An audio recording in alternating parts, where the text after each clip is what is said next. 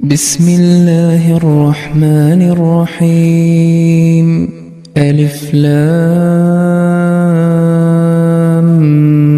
ميم. ذلك الكتاب لا ريب فيه هدى للمتقين الذين يؤمنون بالغيب ويقيمون الصلاة ومما رزقناهم ينفقون والذين يؤمنون بما أنزل إليك وما أنزل من قبلك وبالآخرة هم يوقنون أولئك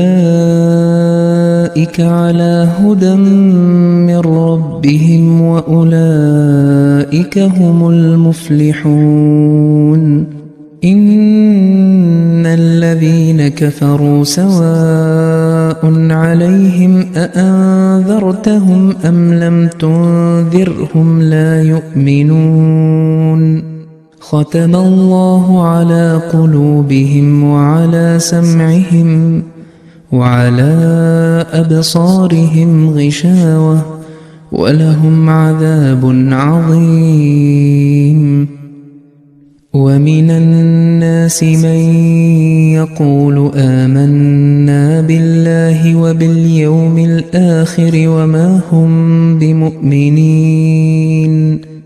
يخادعون الله والذين آمنوا وما يخدعون إلا أنفسهم وما يشعرون.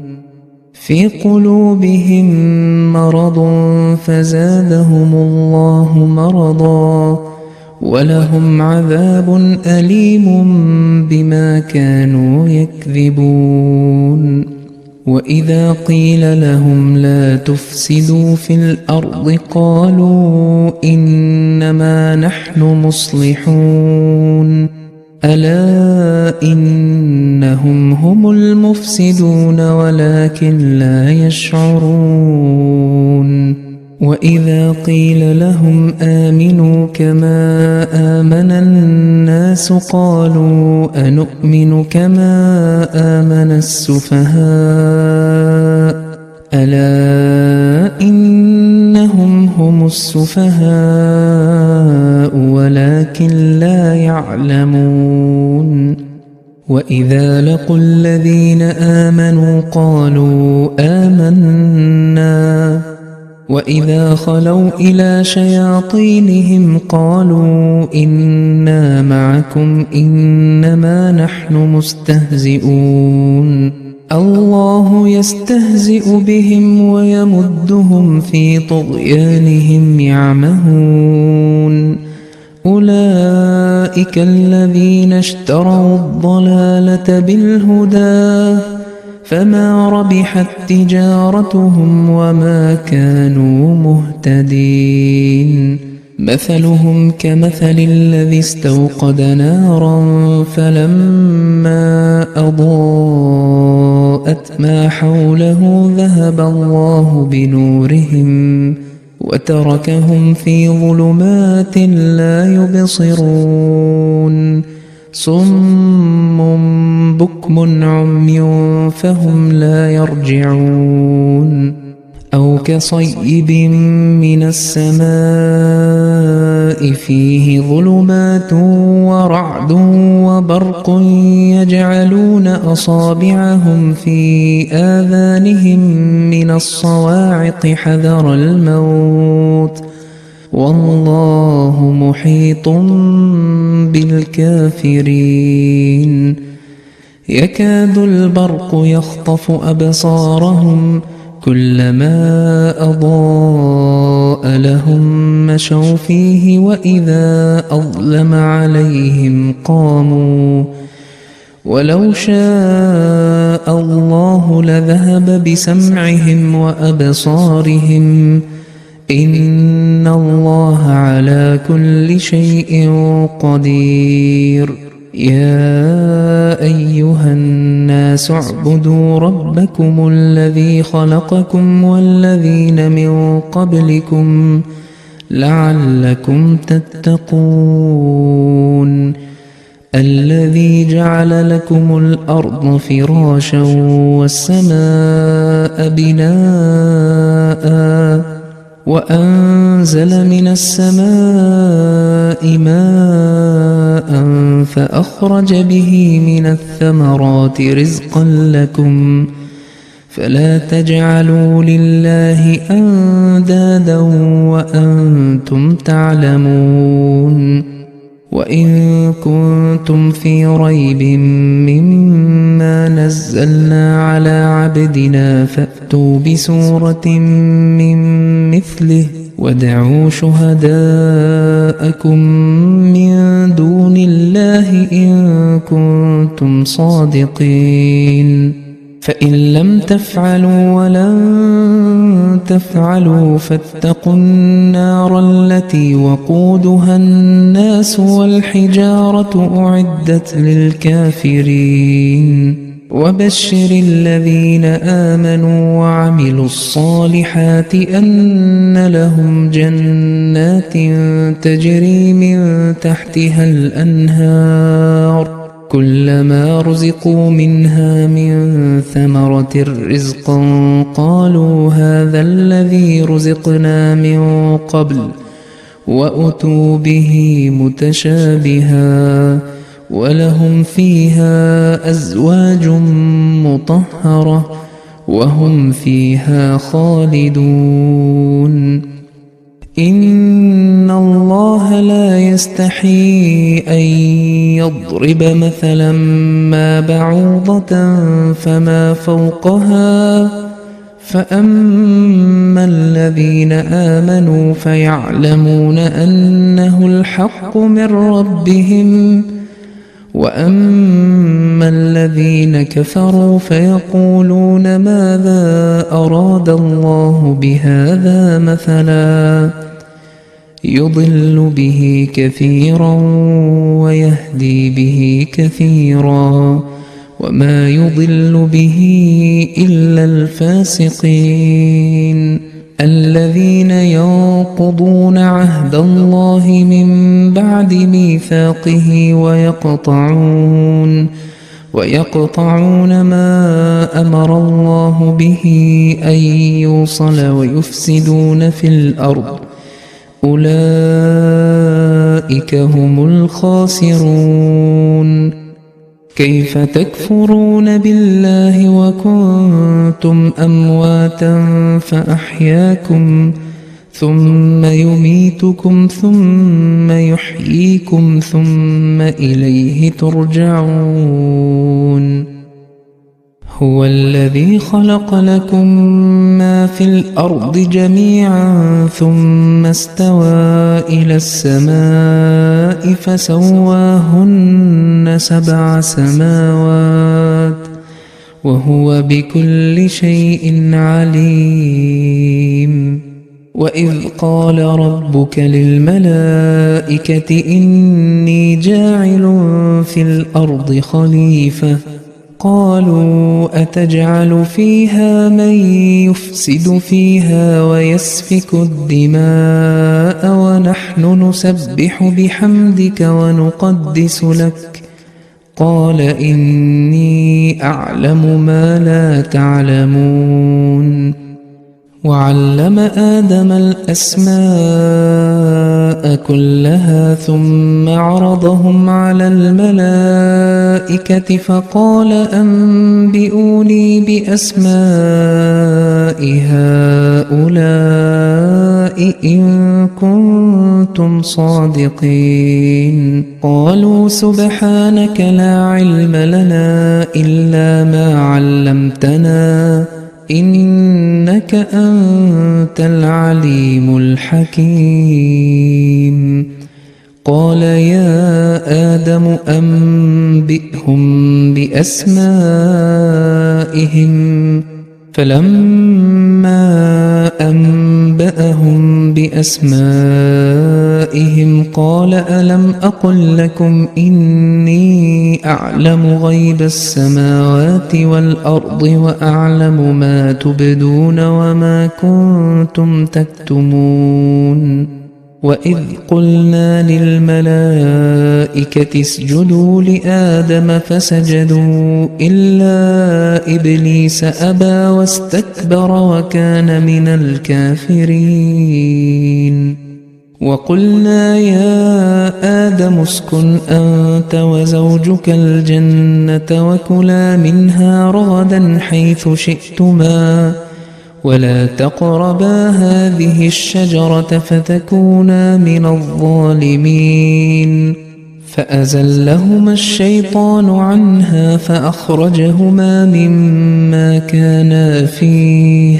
وقلنا اهبطوا بعضكم لبعض عدو ولكم في الأرض مستقر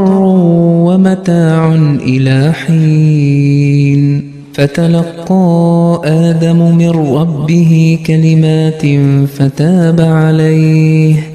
إنه هو التواب الرحيم قلنا اهبطوا منها جميعا فإما يأتينكم مني هدى فمن تبع هداي فلا خوف عليهم ولا هم يحزنون والذين كفروا وكذبوا بآياتنا أولئك أصحاب النار هم فيها خالدون يا بني إسرائيل اذكروا نعمتي التي أنعمت عليكم وأوفوا بعهدي أوف بعهدكم وإياي فارهبون وآمنوا بما أنزلت مصدقا لما معكم ولا تكونوا أول كافر به ولا تشتروا بآياتي ثمنا قليلا وإياي فاتقون ولا تلبسوا الحق بالباطل وتكتموا الحق وأنتم تعلمون وأقيموا الصلاة وآتوا الزكاة واركعوا مع الراكعين أتأمرون الناس بالبر وتنسون أنفسكم وأنتم تتلون الكتاب أفلا تعقلون واستعينوا بالصبر والصلاة وإنها لكبيرة إلا على الخاشعين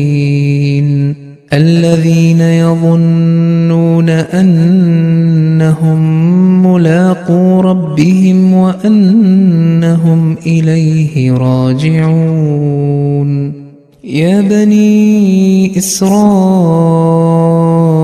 اذكروا نعمتي التي أنعمت عليكم وأني فضلتكم على العالمين واتقوا يوما لا تجزي نفس عن نفس شيئا ولا يقبل منها شفاعة ولا يؤخذ منها عدل ولا هم ينصرون وإذ نجيناكم من آل فرعون يسومونكم سوء العذاب يذبحون أبناءكم ويستحيون نساءكم وفي ذلكم بلاء من ربكم عظيم وإذ فرقنا بكم البحر فأنجيناكم وأغرقنا آل فرعون وأنتم تنظرون وإذ واعدنا موسى 40 ليلة ثم اتخذتم العجل من بعده وأنتم ظالمون ثم عفونا عنكم من بعد ذلك لعلكم تشكرون وإذ آتينا موسى الكتاب والفرقان لعلكم تهتدون وإذ قال موسى لقومه يا قوم إنكم ظلمتم أنفسكم باتخاذكم العجل فتوبوا إلى بارئكم فاقتلوا أنفسكم ذلكم خير لكم عند بارئكم فتاب عليكم إنه هو التواب الرحيم وإذ قلتم يا موسى لن نؤمن لك حتى نرى الله جهرة فأخذتكم الصاعقة وأنتم تنظرون ثم بعثناكم من بعد موتكم لعلكم تشكرون وظللنا عليكم الغمام وأنزلنا عليكم المن والسلوى كلوا من طيبات ما رزقناكم وما ظلمونا ولكن كانوا أنفسهم يظلمون وإذ قلنا ادخلوا هذه القرية فكلوا منها حيث شئتم رغدا وادخلوا الباب سجدا وقولوا حطة نغفر لكم خطاياكم وسنزيد المحسنين فبدل الذين ظلموا قولا غير الذي قيل لهم فأنزلنا على الذين ظلموا رجزا من السماء بما كانوا يفسقون وإذ استسقى موسى لقومه فقلنا اضرب بعصاك الحجر فانفجرت منه 12 عينا قد علم كل أناس مشربهم كلوا واشربوا من رزق الله ولا تعثوا في الأرض مفسدين وإذ قلتم يا موسى لن نصبر على طعام واحد فادع لنا ربك يخرج لنا مما تنبت الأرض من بقلها وقثائها وفومها وعدسها وبصلها قال أتستبدلون الذي هو أدنى بالذي هو خير اهبطوا مصرا فإن لكم ما سألتم وضربت عليهم الذلة والمسكنة وباءوا بغضب من الله ذلك بأنهم كانوا يكفرون بآيات الله ويقتلون النبيين بغير الحق ذلك بما عصوا وكانوا يعتدون إن الذين آمنوا والذين هادوا والنصارى والصابئين من آمن بالله واليوم الآخر وعمل صالحا فلهم أجرهم عند ربهم ولا خوف عليهم ولا هم يحزنون وإذ أخذنا ميثاقكم ورفعنا فوقكم الطور خذوا ما آتيناكم بقوة واذكروا ما فيه لعلكم تتقون ثم توليتم من بعد ذلك فلولا فضل الله عليكم ورحمته لكنتم من الخاسرين ولقد علمتم الذين اعتدوا منكم في السبت فقلنا لهم كونوا قردة خاسئين فجعلناها نكالا لما بين يديها وما خلفها وموعظة للمتقين وإذ قال موسى لقومه إن الله يأمركم أن تذبحوا بقرة قالوا أتتخذنا هزوا قال أعوذ بالله أن أكون من الجاهلين قالوا ادع لنا ربك يبين لنا ما هي قال إنه يقول إنها بقرة لا فارض ولا بكر عوان بين ذلك فافعلوا ما تؤمرون قالوا ادع لنا ربك يبين لنا ما لونها قال إنه يقول إنها بقرة صفراء فاقع لونها تسر الناظرين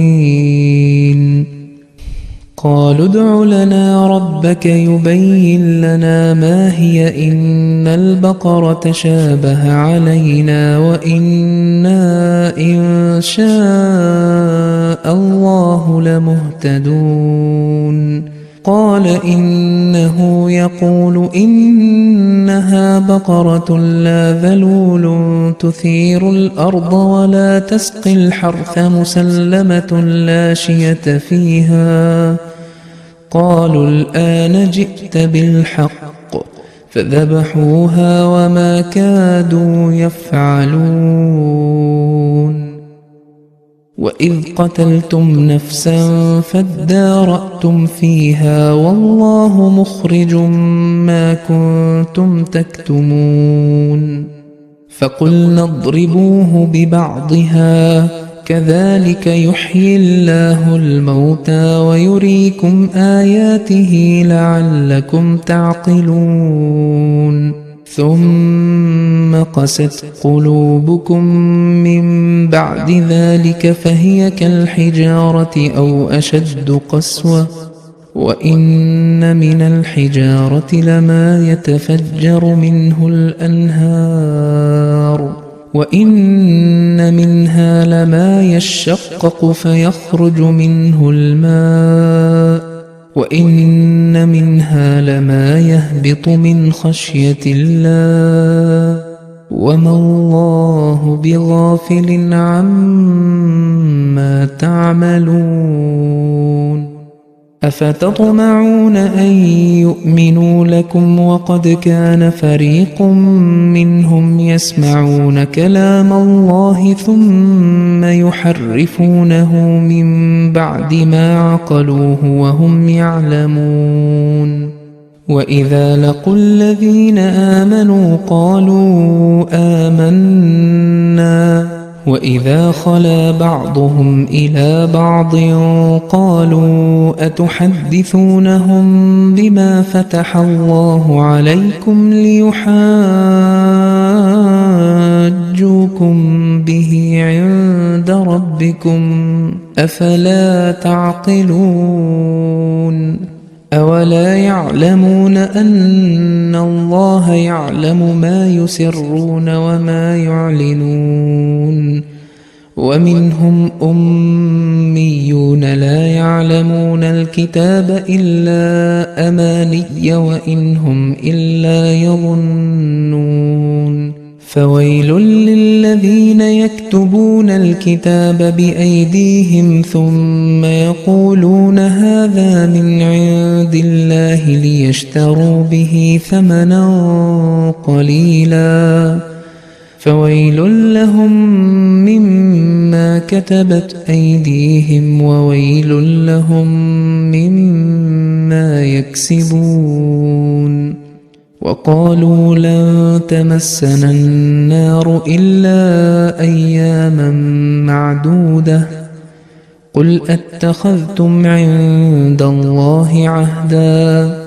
فلن يخلف الله عهده أم تقولون على الله ما لا تعلمون بلى من كسب سيئة وأحاطت به خطيئته فأولئك أصحاب النار هم فيها خالدون والذين آمنوا وعملوا الصالحات أولئك أصحاب الجنة هم فيها خالدون وإذ أخذنا ميثاق بني إسرائيل لا تعبدون إلا الله وبالوالدين إحسانا وذي القربى واليتامى والمساكين وقولوا للناس حسنا وأقيموا الصلاة وآتوا الزكاة ثم توليتم إلا قليلا منكم وأنتم معرضون وإذ أخذنا ميثاقكم لا تسفكون دماءكم ولا تخرجون أنفسكم من دياركم ثم أقررتم وأنتم تشهدون ثم أنتم هؤلاء تقتلون أنفسكم وتخرجون فريقا منكم من ديارهم تظاهرون عليهم بالإثم والعدوان وإن يأتوكم أسارى تفادوهم وهو محرم عليكم إخراجهم أفتؤمنون ببعض الكتاب وتكفرون ببعض فما جزاء من يفعل ذلك منكم إلا خزي في الحياة الدنيا ويوم القيامة يردون إلى أشد العذاب وما الله بغافل عما تعملون أولئك الذين اشتروا الحياة الدنيا بالآخرة فلا يخفف عنهم العذاب ولا هم ينصرون ولقد آتينا موسى الكتاب وقفينا من بعده بالرسل وآتينا عيسى ابن مريم البينات وأيدناه بروح القدس أفكلما جاءكم رسول بما لا تهوى أنفسكم استكبرتم ففريقا كذبتم وفريقا تقتلون وقالوا قلوبنا غلف بل لعنهم الله بكفرهم فقليلا ما يؤمنون ولما جاءهم كتاب من عند الله مصدق لما معهم وكانوا من قبل يستفتحون على الذين كفروا فلما جاءهم ما عرفوا كفروا به فلعنة الله على الكافرين بئس ما اشتروا به أنفسهم أن يكفروا بما أنزل الله بغيا أن ينزل الله من فضله على من يشاء من عباده فباءوا بغضب على غضب وللكافرين عذاب مهين وإذا قيل لهم آمنوا بما أنزل الله قالوا نؤمن بما أنزل علينا ويكفرون بما وراءه وهو الحق مصدقا لما معهم قل فلم تقتلون أنبياء الله من قبل إن كنتم مؤمنين ولقد جاءكم موسى بالبينات ثم اتخذتم العجل من بعده وأنتم ظالمون وإذ أخذنا ميثاقكم ورفعنا فوقكم الطور خذوا ما آتيناكم بقوة واسمعوا قالوا سمعنا وعصينا وأشربوا في قلوبهم العجل بكفرهم قل بئس ما يأمركم به إيمانكم إن كنتم مؤمنين قل إن كانت لكم الدار الآخرة عند الله خالصة من دون الناس فتمنوا الموت إن كنتم صادقين ولن يتمنوه أبدا بما قدمت أيديهم والله عليم بالظالمين. ولتجدنهم أحرص الناس على حياة ومن الذين أشركوا يود أحدهم لو يعمر 1000 سنة وما هو بمزحزحه من العذاب أن يعمر والله بصير بما يعملون. قل من كان عدوا لجبريل فإنه نزله على قلبك بإذن الله مصدقا لما بين يديه وهدى وبشرى للمؤمنين. من كان عدوا لله وملائكته ورسله وجبريل وميكال فإن الله عدو للكافرين. ولقد أنزلنا إليك آيات بينات وما يكفر بها إلا الفاسقون. أوكلما عاهدوا عهدا نبذه فريق منهم بل أكثرهم لا يؤمنون. ولما جاءهم رسول من عند الله مصدق لما معهم نبذ فريق من الذين أوتوا الكتاب كتاب الله وراء ظهورهم كأنهم لا يعلمون. واتبعوا ما تتلو الشياطين على ملك سليمان وما كفر سليمان ولكن الشياطين كفروا يعلمون الناس السحر وما أنزل على الملكين ببابل هاروت وماروت وما يعلمان من أحد حتى يقولا إنما نحن فتنة فلا تكفر فيتعلمون منهما ما يفرقون به بين المرء وزوجه وما هم بضارين به من أحد إلا بإذن الله ويتعلمون ما يضرهم ولا ينفعهم ولقد علموا لمن اشتراه ما له في الآخرة من خلاق ولبئس ما شروا به أنفسهم لو كانوا يعلمون. ولو أنهم آمنوا واتقوا لمثوبة من عند الله خير لو كانوا يعلمون. يا أيها الذين آمنوا لا تقولوا راعنا وقولوا انظرنا واسمعوا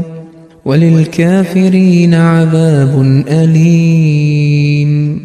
ما يود الذين كفروا من أهل الكتاب ولا المشركين أن ينزل عليكم من خير من ربكم والله يختص برحمته من يشاء والله ذو الفضل العظيم. ما ننسخ من آية أو ننسها نأت بخير منها أو مثلها ألم تعلم أن الله على كل شيء قدير ألم تعلم أن الله له ملك السماوات والأرض وما لكم من دون الله من ولي ولا نصير أم تريدون أن تسألوا رسولكم كما سئل موسى من قبل ومن يتبدل الكفر بالإيمان فقد ضل سواء السبيل ود كثير من أهل الكتاب لو يردونكم من بعد إيمانكم كفارا حسدا من عند أنفسهم من بعد ما تبين لهم الحق فاعفوا واصفحوا حتى يأتي الله بأمره إن الله على كل شيء قدير وأقيموا الصلاة وآتوا الزكاة وما تقدموا لأنفسكم من خير تجدوه عند الله إن الله بما تعملون بصير وقالوا لن يدخل الجنة إلا من كان هودا أو نصارى تلك أمانيهم قل هاتوا برهانكم إن كنتم صادقين بلى من أسلم وجهه لله وهو محسن فله أجره عند ربه ولا خوف عليهم ولا هم يحزنون وقالت اليهود ليست النصارى على شيء وقالت النصارى ليست اليهود على شيء وهم يتلون الكتاب كذلك قال الذين لا يعلمون مثل قولهم فالله يحكم بينهم يوم القيامة فيما كانوا فيه يختلفون ومن أظلم ممن منع مساجد الله أن يذكر فيها اسمه وسعى في خرابها أولئك ما كان لهم أن يدخلوها إلا خائفين لهم في الدنيا خزي ولهم في الآخرة عذاب عظيم ولله المشرق والمغرب فأينما تولوا فثم وجه الله إن الله واسع عليم وقالوا اتخذ الله ولدا سبحانه بل له ما في السماوات والأرض كل له قانتون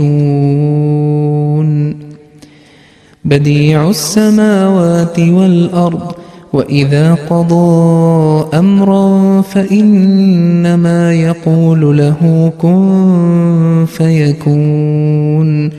وقال الذين لا يعلمون لولا يكلمنا الله أو تأتينا آية كذلك قال الذين من قبلهم مثل قولهم تشابهت قلوبهم قد بينا الآيات لقوم يوقنون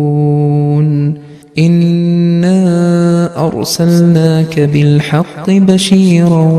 ونذيرا ولا تسأل عن أصحاب الجحيم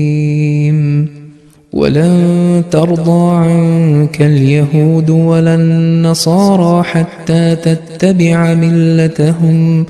قل إن هدى الله هو الهدى ولئن اتبعت أهواءهم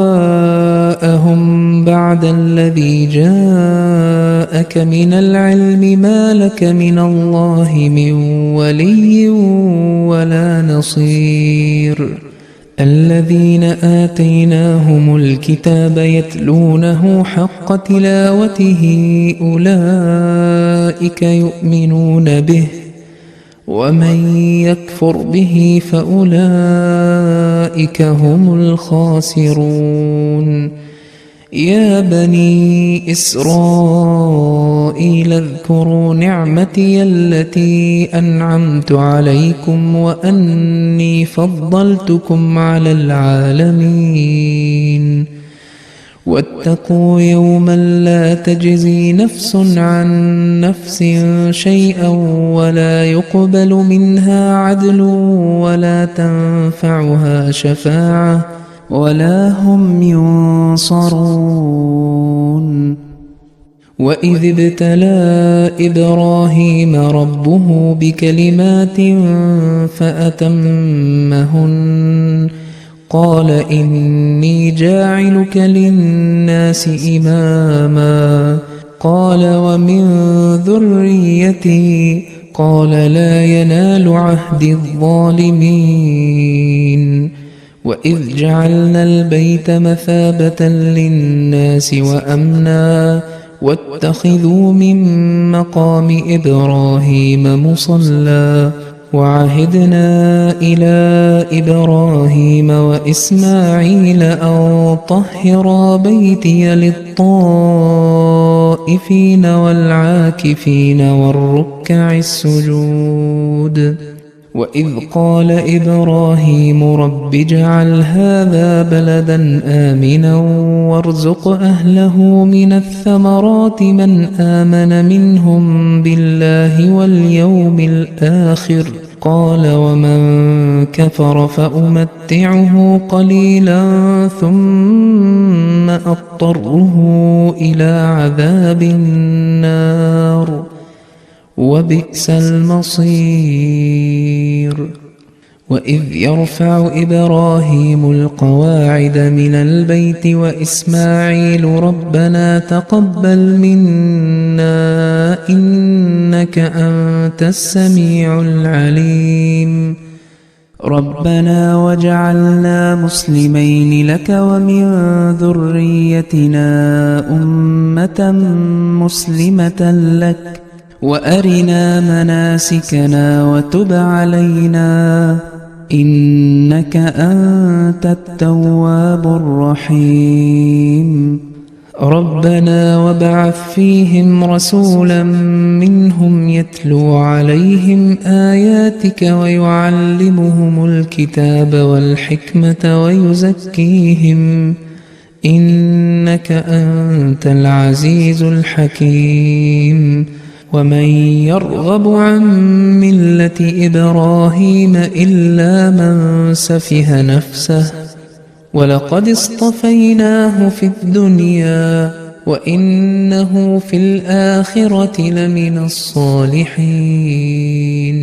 إذ قال له ربه أسلم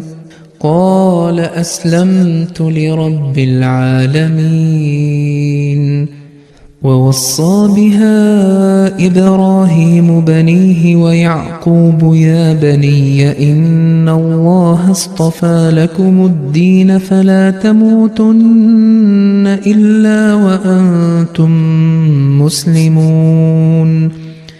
أم كنتم شهداء إذ حضر يعقوب الموت إذ قال لبنيه ما تعبدون من بعدي قالوا نعبد إلهك وإله آبائك إبراهيم وإسماعيل وإسحاق إلها واحدا ونحن له مسلمون تلك أمة قد خلت لها ما كسبت ولكم ما كسبتم ولا تسألون عما كانوا يعملون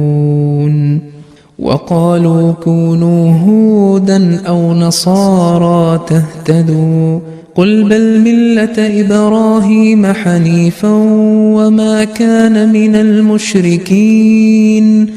قولوا آمنا بالله وما أنزل إلينا وما أنزل إلى إبراهيم وإسماعيل وإسحاق ويعقوب والأسباط